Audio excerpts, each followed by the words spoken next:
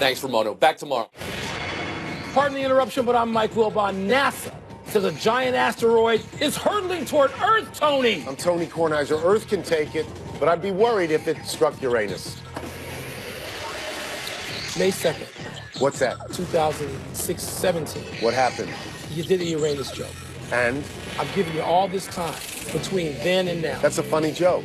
Was that 8 months, 7 months? You know, people love the Uranus joke. Who says?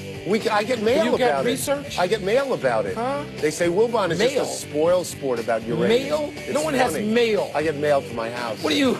I got mail. You got mail? Comes In 1989, you and Tom Hanks?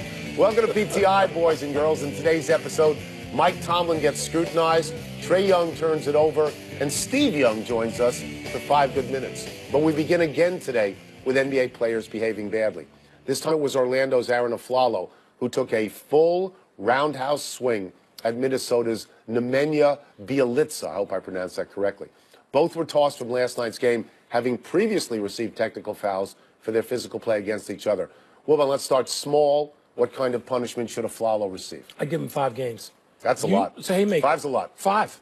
I mean, if you come back and you tell me we're going to give him 3, I'm not going to, try to picket the building. 5 games, no.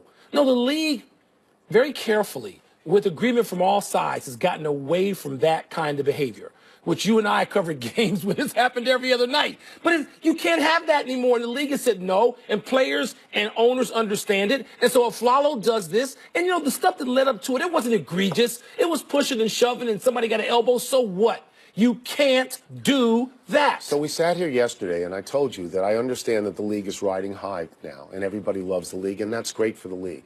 One of the red flags to me is fighting.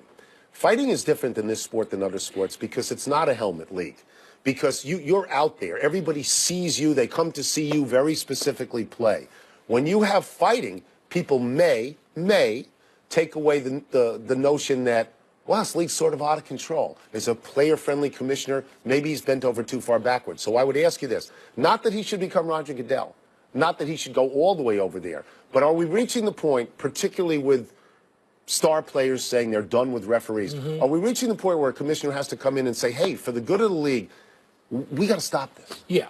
And you do that sort of dispassionately. You convene everybody, and I'm not sure All-Star break is where you do it, but maybe you have to. They're there. Maybe you have to. They're all together. Yeah. But you do this, Tony, but the NBA players also have a power and an obligation because of race, okay, to the public and to each other, and they understand an extra burden that baseball and football and hockey, damn sure not hockey, they don't have that. And so this is part of the conversation that is going to have to be led by the Players Association, right? And that includes Chris Paul, and by the stars of the league, which starts with LeBron James. And they're not afraid of this conversation. So, they understand it. I know we're over the bell, but let's stay with the race for a second. Because if there's a problem, for example, in baseball, if a pitcher of one race waits 3 months and gets back at a batter of another race, that, people do notice that. Do you think fights between black players and white players become more dramatic and are more alarming? I think they're less dramatic than probably ever,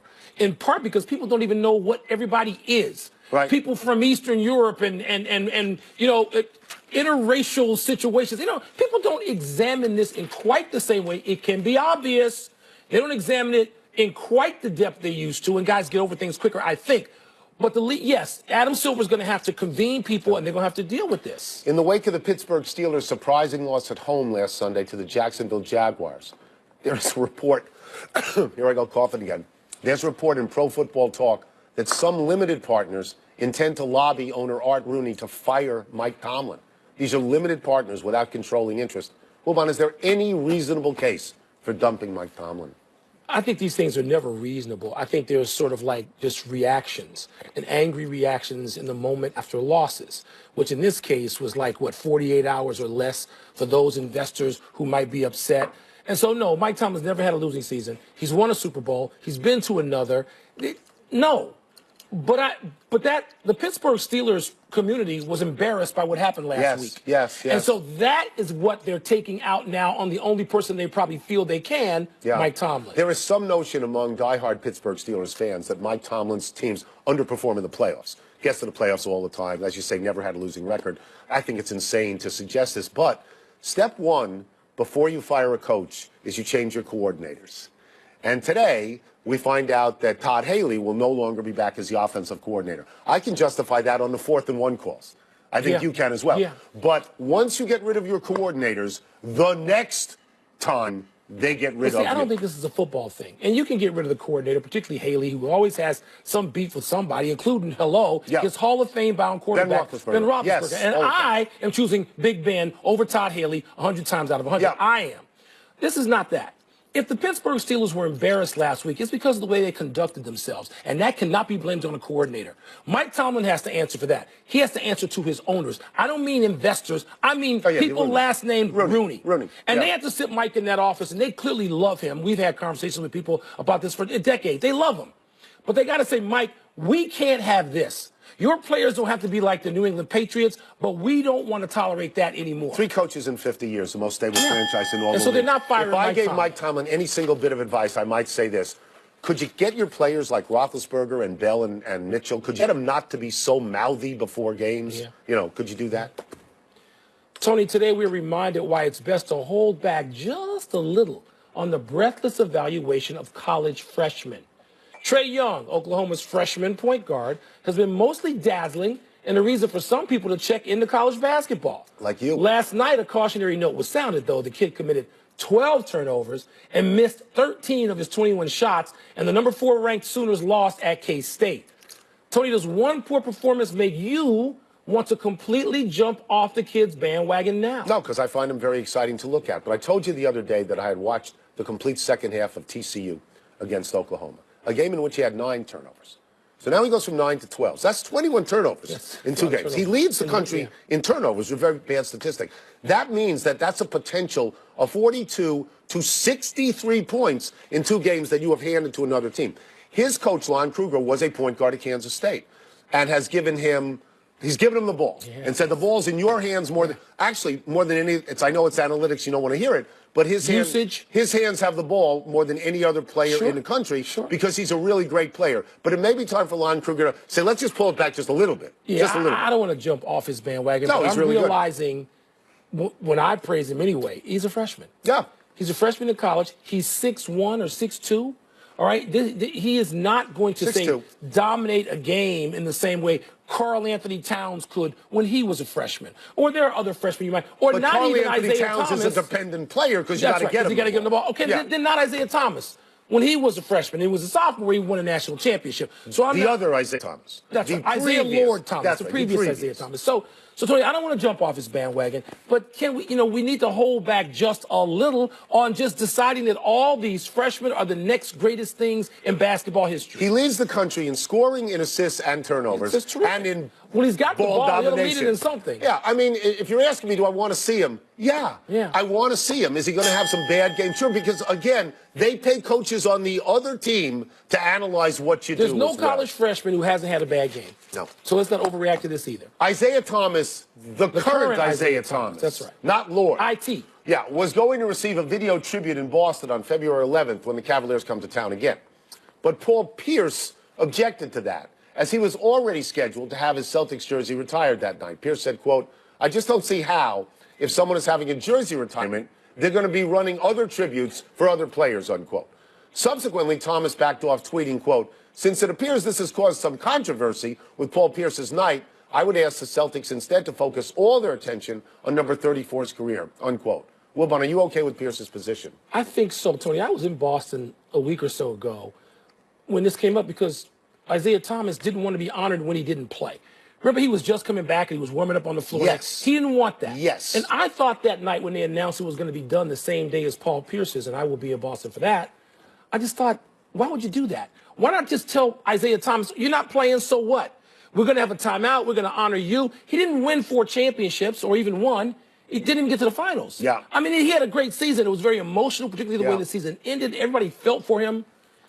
But okay, an ovation's fine, but do you have to, aren't we going too far here? When I first heard about this, I thought that Paul Pierce was being petty.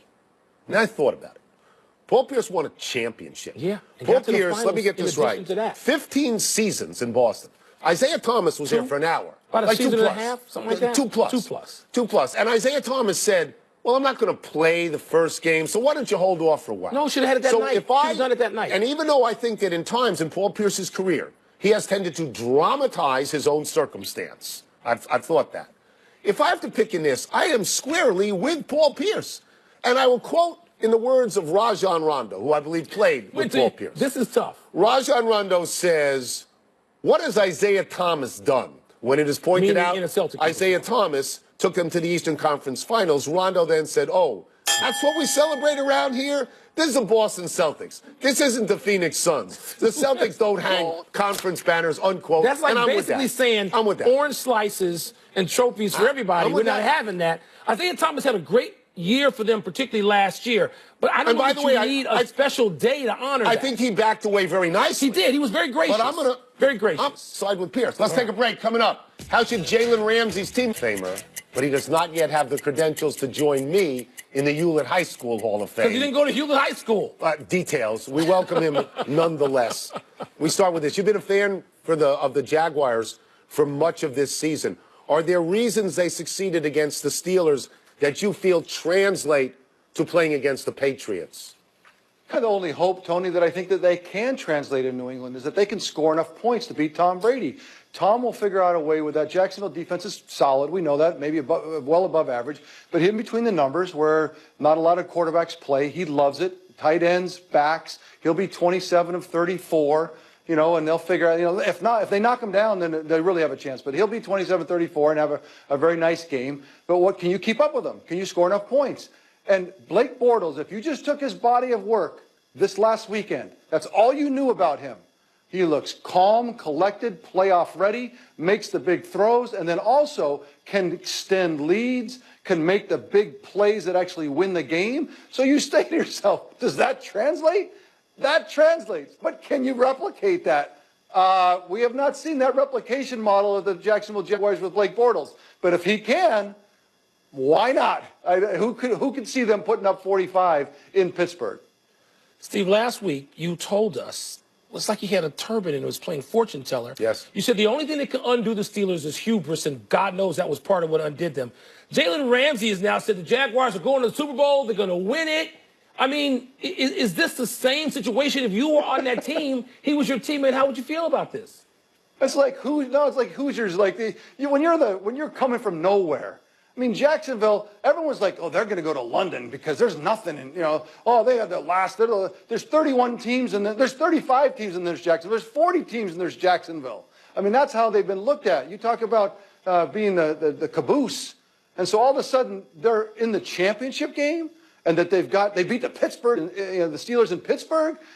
Say what you want. It's not. I don't think it's relevant. It's like, again, it's like somebody from Hoosier. Was it Hoosier High School? Was that the actually name of that? No, it was Hickory High School. Hickory High School. It's like we're gonna be, yell it, do what you want. It's not gonna be hubris is not a problem for the Jacksonville Jaguars.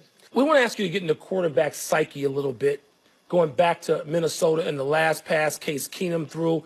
When he takes that snap, Steve, and he's dropping back, and he raises his arm to throw, is he absolutely thinking right then, we're going to win the game on this play? No, and you saw his reaction. As a quarterback, I mean, I did that last play of the game against the Packers, but we could put it in the end zone. When you're at your own 39, you're not putting it in the end zone. There's no rational way other than something insane that puts you in the end zone that gives you a shot at winning this game. So what you want to do is put the ball in play. The worst thing you do is I've seen guys in those situations throw it out of bounds. Or they, it's like, at least put the ball in play and see what happens. But it is absolutely shocking. Something that would have to be once in 100 years had to happen, and it did. And so that's the part of the NFL you can't predict. But as you take the ball from center, you ask me his mindset, I think put the ball in play, and maybe one in a million things happen, and it did. Let's go to Nick Foles for a second, the other quarterback in the NFC title game. How do you assess what he and the Eagles did last week? They played horizontal. They played very safe, I think. They said to Nick Foles, you're not going to lose this for us. We're not going to go winging it around.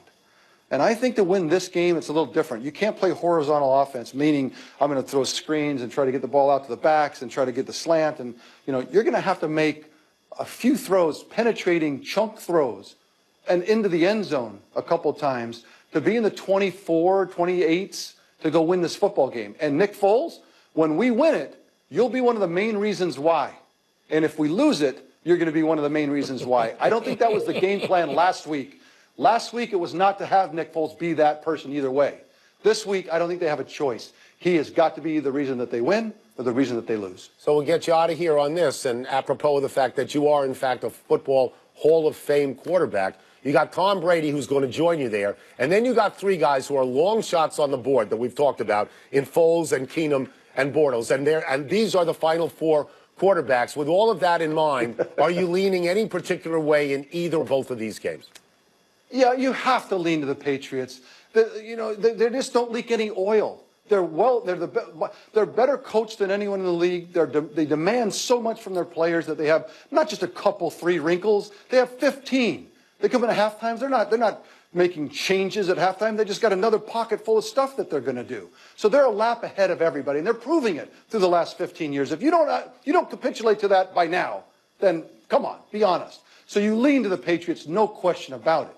They're a lap ahead. The other game, I lean to the Minnesota Vikings. I think they're better defensively slightly, and I think they're better offensively slightly. So I think, to me, I like the Minnesota Vikings. But great football game in the NFC. I don't know how the Jacksonville Jaguars deal with the truth of someone being a lap ahead of you every race. So I said I would get you out on that, but I have one more, because you told us last week that you, when you saw the play that Mariota made when he threw it to himself, that had happened to you, but you hadn't gotten the end zone. In your entire life, did you ever have a play like Keenum made? Did you ever have that play? No, not like that. That's the dream come true. That's like, oh, I can't believe that this is good. Look, you have Sean Payton over there taunting the player. I mean, it was like the fans, and it was over. In the NFL, you might, in high school, I am in the Greenwich High School Hall of Fame, I believe, Tony. Obviously, I can check, but just so we're clear on that. But I think in high school you can concoct those, but even those are really hard to believe. No, I've never had a dream come true where you've lost the game. You think of the 50 things you could have done that would have fixed everything, and how you screwed ever, and how many times in this game you could have fixed it and you didn't, and now oh my gosh, I won. Did you see Case Keenum? He threw his helmet off. He was running around like in shock. Like so no, I wish that could have happened. Everyone dreams of that happening to them. Thank you so much as always, Steve. Appreciate it. Okay, guys. See ya. Let's take one last break. Still to come, Anthony Davis is on a tear. He is. Is he back to being the player that so many believed would dominate the NBA? And could Corey Crawford's health struggles knock my Blackhawks out of Stanley Cup competition? Might knock us out of the playoff picture. Really? We're You're not going to win tied this for year? 8th. You're not going to win This year it's a rebuild year. Okay. We knew that. So we knew that. Okay. Coach Q and I. Yeah. We knew. Quenville, right? Yes, Quenville. People happy 96th birthday, Betty White. Your girl. 96. That's fabulous. And she's still acting occasionally. She recently told Parade magazine she credits her long and productive life to vodka and hot dogs. When we were in high school together, I wanted to take her to the junior prom, but Louis Carnesecca beat me to it. Give me the character she played on the Mary Tyler Moore Show. Sue Ann Nivens. Sue Ann Nivens. Very good. Got that right. I didn't think you could get that. Not so happy anniversary, Minnesota Vikings, speaking of Minnesota. Yeah. On this day 19 years ago, Gary Anderson missed this 38-yard field goal, his only miss of the entire season, costing the Vikings a trip to the Super Bowl. The Vikings are 1 win away from the Super Bowl now, and there isn't a Minnesota fan alive, even with last week's miracle win, who isn't speculating on who may blow their chances against Philadelphia. You know how powerful that team was? Randall Cunningham, Chris Carter, Randy Moss, Robert Smith, they're skilled position players. They were great, and they couldn't make it because that kick missed. A melancholy happy trails to JoJo White, the lead guard of 2 NBA championship Celtics teams, died yesterday at age 71. Besides White, those Celtics teams featured Dave Cowens, Paul Silas, and John Havlicek. Yeah. White was an All-American at Kansas and an Olympic gold medalist in 1968 in Mexico City. The quip going around with White is that he was drafted 4 different times by the Celtics, the Dallas Cowboys, the Cincinnati Reds, and the United States Marine Corps. You know when he arrived at the Celtics? Right after, and I mean right after Bill Russell retired. All right? Sam Jones retired, so he has to go into the lineup. They have their first losing season, and he perseveres. He and a guy named Dave Cowens and a holdover named John Havlicek, and they win 2 championships. Yeah. JoJo White, at the center of history. Tony was on Kansas, and they lost to Texas Western. The guy starts his run with basketball history when he's in college at Kansas. One omission, Tom Brady was limited in practice today with a right hand injury. Big deal, little deal, no deal? No deal yet. It's Wednesday. Let's see. Let's go to the big finish. Let's The do it. Spurs announced today Kawhi Leonard is out indefinitely. That's a big deal. That is a big deal. Lingering quad injury seems more to... You can't win without your very best player. The Pelicans ended the Celtics' 7-game winning streak. Anthony Davis had 45 for the second straight game. That's significant, right? If you can consistently win, they're 23-20. They should be better. I think so. Blackhawks fear Corey Crawford could miss the rest of the season with vertigo-like symptoms. Is that a season changer for your Blackhawks? We need a season changing for the better. I mean, only tied for 8th right now, Tony. It's hard to imagine making the playoffs without him. Lane Kiffin hired 24-year-old Charlie Weiss Jr. as his OC. Good move? It's sweet, but Lane Kiffin is his own offensive coordinator. That's what he does. Okay. Last one, #1 Villanova at Georgetown tonight. You smell an upset? I don't know, but this is the first time Patrick Ewing will have been in the same place with Villanova since that game. the ill-fated championship game in 1985. We're out of time. Try and do better the next time. I'm Tony Kornheiser. I got extra tickets. You coming? No, I have a cold. I'm Mike Wilbon. Same time tomorrow. wheezing Knuckleheads. here. You can get the podcast on the app or Apple Podcasts. Tracy Callahan, Bethesda Flores. Shout out.